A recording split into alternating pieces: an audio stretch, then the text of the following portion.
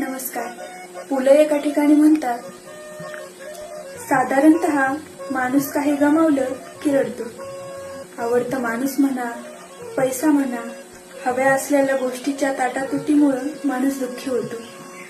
मग ती स्वतःची असो किंवा कथा कादंबरीतली असो, काहीतरी कुणाचं तरी गमावलेलं असतं. सगळ्या दुःखाचा पाया असा काहीतरी गमावण्यात आहे. आता दुःख झालं म्हणून अश्रू येतातच असं नाही, पण जेव्हा अश्रू वाहतात तेव्हा मुख्यतः दुःख झालेलं असतं. आता मी हे मुख्यतः का म्हणतो, कारण या अश्रू वाहण्याला एक अपवाद आहे. अतिशय आनंदातही अश्रू वाहतात.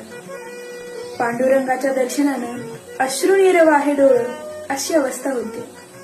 आणि म्हणूनच हे आसू आणि हसू भावाभावासारखे जवळ राहतात. हसू देखील प्रथम डोळ्यातूनच फुटतं. खरं हसणं हे डोळ्यात दिसतं, मग ते ओठातून येतं. धन्यवाद.